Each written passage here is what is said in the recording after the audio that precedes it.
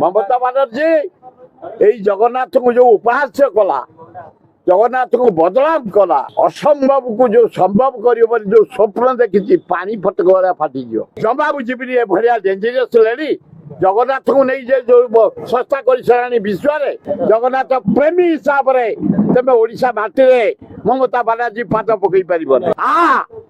ଓଡ଼ିଶା କେବେ ଉପଯୁକ୍ତ ଜବାବ ଦିଆଯିବ। ଓଡ଼ିଶାରେ ମମତା ବାନାର୍ଜୀ କେବେ ଓଡ଼ିଶା ଆସିବା ଆସୁ,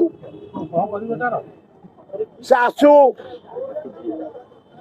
ଓହ୍ଲଉ ଖାଲି ଜଗନ୍ନାଥଙ୍କ ଓଡ଼ିଶା ମାଟିରେ ତା ପାଦ ଯଦି ପଡ଼ିଯିବ ତାହେଲେ ଆମେ ଦେହ ତ୍ୟାଗ କରିଦେବୁ।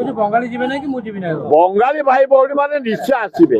ଜଗନ୍ନାଥଙ୍କ ଭକ୍ତ ସେ, ସମୁଦ୍ର ଭକ୍ତ, କୋଣାର୍କ ଭକ୍ତ, ଜଗନ୍ନାଥ ଭକ୍ତ, ନନ୍ଦନକାନନ ଭକ୍ତ, ସେକୁ କେହି ରୋକିପାରିବେନି। ମମତା ବାନାର୍ଜୀ ଏଇ ଜଗନ୍ନାଥଙ୍କୁ ଯୋଉ ଉପହାସ୍ୟ କଲା, ଜଗନ୍ନାଥଙ୍କୁ ବଦନାମ କଲା, ଯୋଉ କହୁଛି ଜଗନ୍ନାଥ ଧ୍ୟାନ ପୁରୀ କି ପୁରୀ ଧ୍ୟାନ,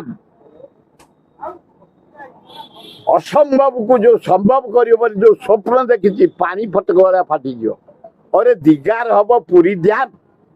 ପୁରୀ ଧ୍ୟାନ ସୃଷ୍ଟି ବେଳୁ ଆରମ୍ଭ, କେହି ଚେଞ୍ଜ କରିପାରିବେନି। ପୁରୀ ଧ୍ୟାନ ଜଗତର ନାଥ ଜଗନ୍ନାଥ, ଆଲ୍ଲାହ, ଯୀଶୁ, ବୁଦ୍ଧ, ନାନକ, ହିନ୍ଦୁଙ୍କର ଦେବତା ହେଲେ ଜଗନ୍ନାଥ। ପୁରୀ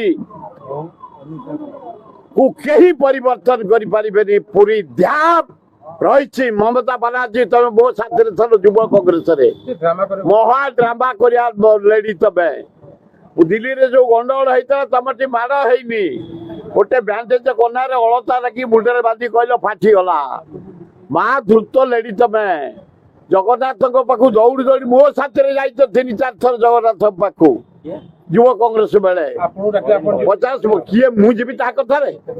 ଜଗନ୍ନାଥକୁ ସେ ଥଟ୍ଟା କରୁଛି, କହୁଛି ଜଗନ୍ନାଥ ହେଲେ ଦିଗା ବନ୍ଧୁ ହିସାବରେ ଜମା ବୁଝିବିନି ଏଭଳିଆ ଡେଞ୍ଜରିୟସ୍ ଲେଡି ଜଗନ୍ନାଥଙ୍କୁ ନେଇ ଯେ ଯୋଉ ସଂସ୍ଥା କରିସାରିଲାଣି ବିଶ୍ୱରେ, ପୁରୀ ଧ୍ୟାନକୁ କହିଲାଣି ମୁଁ ଦେବି ଦିଗା, ଏତେ ଶକ୍ତି। ଓଡ଼ିଶା କେବେ ଉପଯୁକ୍ତ ଜବାବ ଦିଆଯିବ। ଓଡ଼ିଶାରେ ଜଗନ୍ନାଥ ପ୍ରେମୀ ଆମେ ସବୁ, ଦଳ ରାଜନୀତି ଛାଡ଼େ, ଜଗନ୍ନାଥ ପ୍ରେମୀ ହିସାବରେ ତେବେ ଓଡ଼ିଶା ମାଟିରେ ମମତା ବାନାର୍ଜୀ ପାଦ ପକେଇ ପାରିବନି।